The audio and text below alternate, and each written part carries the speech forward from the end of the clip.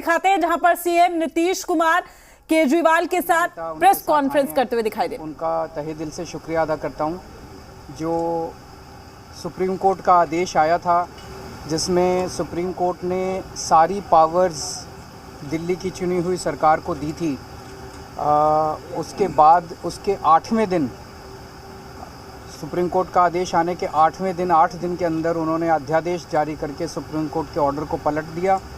चुनी हुई सरकार की सारी शक्तियां छीन ली, सरकार को बिल्कुल पंगु बना दिया और सारी ताकत एलजी को दे दी कि अब एलजी दिल्ली चलाएंगे। 5-0 से जजमेंट आया था, पांचों जजों ने, संविधान पीठ ने जजमेंट दिया था, उस जजमेंट को पलट दिया 8 दिन के अंदर। ये संविधान के खिलाफ़ है। उसके बारे में नीतीश जी आज आए थे और उनसे काफ़ी डिटेल में चर्चा हुई। उन्होंने पूरी तरह से समर्थन जाहिर किया कि ये उन्होंने वो हमारे साथ हैं, दिल्ली के लोगों के साथ हैं और दिल्ली के साथ जो अन्याय किया है केंद्र सरकार ने, उन्होंने कहा कि इसका मिलके लड़ेंगे। और मैंने उनसे निवेदन किया, अभी वो पूरे देश के अंदर विपक्ष को एकत्रित करने में जुड़े हुए हैं। मैंने उनसे निवेदन किया कि अगर सारा विपक्ष इकट्ठा हो जाता है, नॉन बीजेपी सारी पार्टियां इकट्ठी हो जाती हैं, तो एक तरह से राज्यसभा के अंदर अगर ये इसको बिल के रूप में लेके आते हैं तो इसको बिल के रूप में हराया जा सकता है राज्यसभा के अंदर। और अगर राज्यसभा के अंदर ये बिल हार गया तो ये एक तरह से 2024 का सेमीफाइनल होगा। फिर एक मैसेज चला जाएगा पूरे के, बिल अगर हार जाता है तो मैसेज पूरे देश में जाएगा कि 2024 के अंदर बीजेपी की सरकार जा रही है। नहीं, बहुत अच्छा। तो हम लोग आए हुए थे यहाँ, तो आए ही थे आपसे मिलने के लिए और इनको काफ़ी जो सुप्रीम कोर्ट का फैसला हुआ बहुत अच्छा लगा और हम लोग तो देखते ही रहे। अब उसके बाद जो कुछ भी करने की कोशिश हो रही है केंद्र सरकार के द्वारा, ये तो एक विचित्र बात है। अब आप जरा संविधान को देख लीजिए, क्या अधिकार है।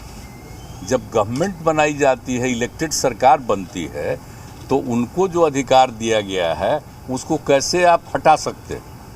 ऐसा तो कुछ नहीं है। लेकिन अब किस तरह से हो रहा है, इसलिए तो हम लोग कह रहे हैं कि सारे देश में सब लोग एकजुट हों ताकि ये लोग संविधान का भी और किसी भी चीज़ का अपने ढंग से जो इधर से उधर कर रहे हैं और किस तरह का माहौल बन रहा है। अब दिल्ली में इनको लोगों ने किस तरह से बहुमत दिया है और किस तरह से सब लोग साथ हैं और हम लोग इस बात को मानते हैं कि काम कर रहे हैं, बहुत अच्छा काम कर रहे हैं। और उसके बाद सुप्रीम कोर्ट का भी फैसला हो जाए तो राज्य सरकार को जो अधिकार है काम करने का, उस काम को रोक दिया जाएगा। ये सब तो बहुत ही आश्चर्य का विषय है। तो ये हम लोग तो बिल्कुल इनके साथ हैं और जो कुछ भी है हम लोग जो आगे भी जो करेंगे, हम लोग कोशिश कर रहे हैं कि ज़्यादा से ज़्यादा विपक्षी पार्टियां एकजुट हो जाए और मिल करके हम लोग पूरे देश में अभियान चलाएं, हर राज्य में अभियान चलाएं कि सब कुछ कानून का पालन होना चाहिए, आपस में सब लोगों के बीच और भाईचारे का भाव होना चाहिए और जिस तरह से लोगों के बीच में विवाद पैदा करने की कोशिश होती है, उन सब चीज़ को बंद करना चाहिए और देश आगे बढ़ेगा। तो ये सब चीज़ जो हम लोगों के मन में बात है, तो सब लोग तो सहमत है ही। और उसके बाद अगर इस तरह की कोई बात होगा तो जो कह रहे हैं हम लोग पूरे से लोगों के बीच में विवाद पैदा करने की कोशिश होती है, उन सब चीज़ को बंद करना चाहिए और देश आगे बढ़ेगा। तो ये सब चीज़ जो हम लोगों के मन में बात है, तो सब लोग तो सहमत है ही। और उसके बाद अगर इस तरह की कोई बात होगा तो जो कह रहे हैं हम लोग पूरे तौर पर इनके साथ हैं।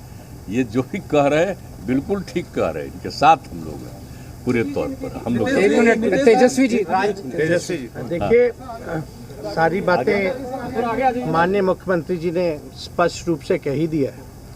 आज की मुलाकात खास तौर पे इसलिए है कि जो लोकतंत्र है, लोकतंत्र में चुनी हुई सरकार को जो अधिकार मिले हैं और जिस प्रकार से जो नॉन बीजेपी स्टेट में जिनकी भी गवर्नमेंट है, बीजेपी लगातार उनको तंग कर रही है, परेशान कर रही है। तो जो परेशानी अरविंद केजरीवाल जी झेल रहे हैं, हम यहाँ पूरी तरीके से इनको समर्थन देने आए हैं कि इनके साथ अन्याय कर रही है केंद्र की सरकार। और जब सुप्रीम कोर्ट का जब जजमेंट आ गया तो सारी चीज़ें स्पष्ट हो गई, तो कुछ कहने वाली कोई बात ही नहीं है। लेकिन जिस प्रकार से इनको तंग किया जा रहा है या और दूसरे राज्यों में जिस प्रकार से केंद्र भेदभाव कर रही है उन राज्यों के साथ, तो ये कहीं से भी न्यायपूर्ण नहीं है। लोकतंत्र पर ये साफ दिखाता कि खतरा है। ये लोग संविधान को बदलना चाहते हैं, जो हर केस हम लोग मिल करके होने नहीं देंगे। और मान लीजिए अगर दिल्ली में बीजेपी की सरकार रहती तो क्या एलजी की हिम्मत होती इस प्रकार का काम करने की? तो एक बात से पूरी तरीके से हम लोग विश्वास के साथ कह सकते हैं, जितना भी अरविंद केजरीवाल जी को सताएंगे, तंग करेंगे, ये उतने ही मजबूत होंगे। और मैं पूर्ण विश्वास के साथ कह सकता हूँ कि बीजेपी कभी भी दिल्ली में वापसी नहीं करेगी। तो हम लोग सब लोग इनके समर्थन में हैं और सब लोग मिल करके हम लोग जो है देश हित के लिए काम करेंगे। क्या गठबंधन को लेकर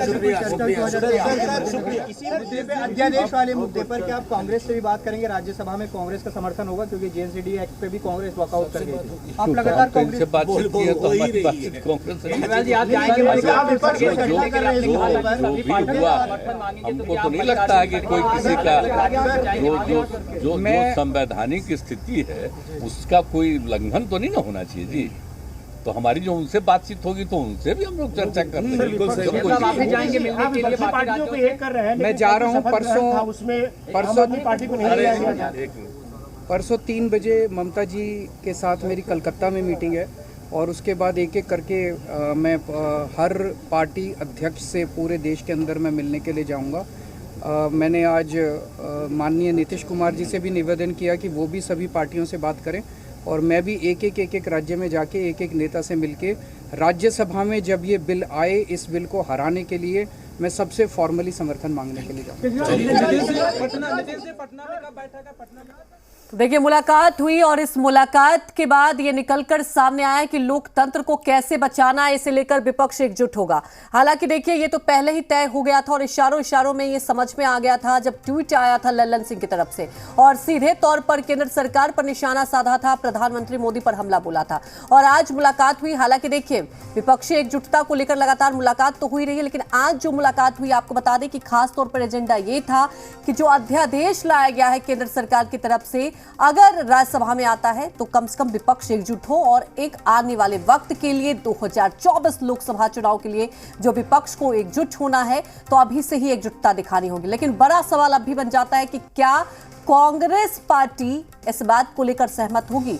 अध्यादेश की बात है, राज्यसभा में क्या कांग्रेस पार्टी भी इसका बहिष्कार करेगी? एक बड़ा सवाल बना हुआ है। हालांकि जब ये सवाल पूछा गया तो अरविंद केजरीवाल ने सीधे तौर पर कहा कि देखिए मेरी परसों मुलाकात होगी ममता बनर्जी से भी और ममता बनर्जी से भी मुलाकात करने पहुंचेंगे और सबसे बड़ी बात यह है कि क्या विपक्षी एकजुटता तो होना ही है। साथ में तेजस्वी यादव ने भी सीधे तौर पर देखिए कहा कि लोकतंत्र खतरे में है, संविधान को बदलना चाहती है केंद्र सरकार और ये बात बार बार देखिए जो भी विपक्षी पार्टियां हैं वो सवाल उठाते रही है। आपको याद होगा कुछ दिन पहले ही तेजस्वी यादव ने सीधे तौर पर हमला बोला था कि देखिए मुझे तो आदत सी हो गई है, ईडी की बात कर ले आप, सीबीआई की बात कर ले, क्योंकि आपको बता दें कि लगातार पूछताछ हुई थी और उसके बाद फिर से तेजस्वी यादव ने कहा कि अभी तो मेरा नाम नहीं, हो सकता है कि मेरा भी नाम आ जाए और इसे लेकर घबराना नहीं है। और आज भी उन्होंने सीधे तौर पर यह कहा कि जितनी परेशानी दी जाएगी केंद्र सरकार की तरफ से उतने ही विपक्ष मजबूत होगा। तो अब देखने वाली बात यह है कि अरविंद केजरीवाल को किन किन पार्टियों का समर्थन मिलता है। ममता बनर्जी की बात की जाए तो देखिए कई बार ये तस्वीरें निकलकर सामने आई है। अरविंद केजरीवाल की बात कर ले, ममता बनर्जी की बात कर ले तो इन दोनों की पहले भी कई मुद्दों को लेकर सहमति रही है। एक आप कह सकते हैं कि पहले भी अच्छे संबंध रहे, तो क्या ममता बनर्जी समर्थन करेंगी? ये भी एक बड़ा सवाल और बड़ी चुनौती। लेकिन सबसे बड़ी बात इन विपक्षी एकजुटता के साथ साथ ये अब निकलकर सामने आ रही है कि राज्यसभा में जो अध्यादेश लाया जाएगा उस अध्यादेश का क्या होगा, क्योंकि सीधे तौर पर कहा जा रहा है कि लोकतंत्र को ही खत्म किया जा रहा है। लोकतंत्र को बचाने के लिए विपक्ष को एकजुट होना ही होगा, नहीं तो लगातार केंद्र सरकार जहां जहां बीजेपी की सरकार नहीं है वहां जो भी राजनीतिक दल हैं उन्हें परेशान किया जाता है, उन पार्टियों को परेशान किया जाता है, सरकार को काम करने नहीं दिया जाता है। और अरविंद केजरीवाल ने कहा कि देखिए मैं फॉर्मल तौर पर तमाम पार्टियों से बात करूंगा और इस बात को लेकर एक बात रखी जाएगी और साफ तौर पर ये कहा जाएगा कि इस मुद्दे को लेकर कम से कम विपक्ष एकजुट हो। और ये अब बड़ी चुनौती भी है। और सबसे बड़ी बात देखिए, इससे एक इशारा तो तय हो जाएगा कि अगर अरविंद केजरीवाल को समर्थन मिल जाता है कांग्रेस पार्टी को भी, तो जो एक अटकलें बार बार दिखाई देती है खास तौर पर अरविंद केजरीवाल और कांग्रेस के बीच, क्योंकि देखिए अगर अरविंद केजरीवाल की बात की जाए, जहां जहां गए हैं सबसे ज़्यादा कांग्रेस पार्टी को नुकसान हुआ है। तमाम आप अगर इलेक्शन का रिजल्ट देखें, चाहे पंजाब की बात कर ले, दिल्ली में तो नतीजा है ही, लेकिन सबसे बड़ी बात यह है कि क्या इस अध्यादेश के खिलाफ जो मुहिम छेड़ी जा रही है उसमें कांग्रेस पार्टी भी समर्थन करेगी नहीं, एक बड़ा सवाल बना हुआ है। अब देखने वाली बात यह है कि इसे लेकर आगे क्या कुछ कवायद की जाएगी।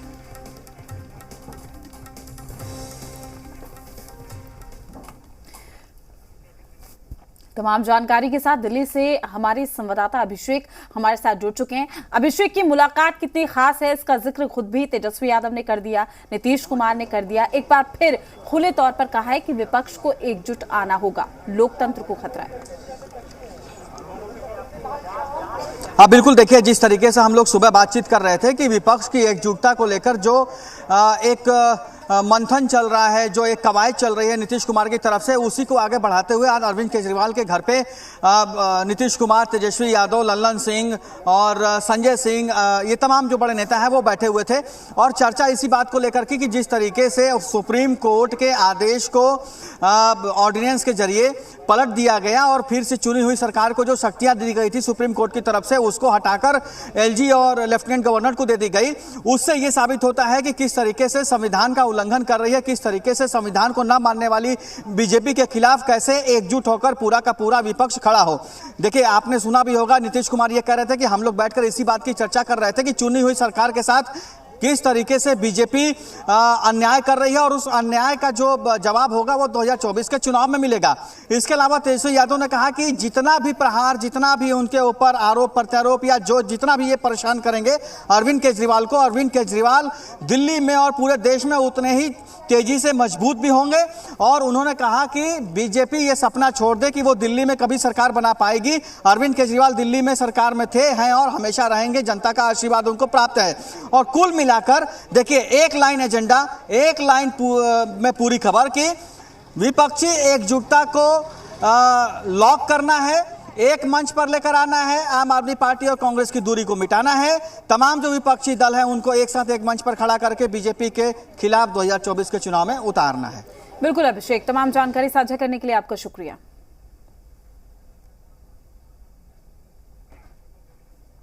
चलिए फिलहाल के लिए इस बुलेटिन में इतना ही, लेकिन अब नजर डालते हैं 2 मिनट में प्रदेश की तमाम बड़ी खबरों की ओर।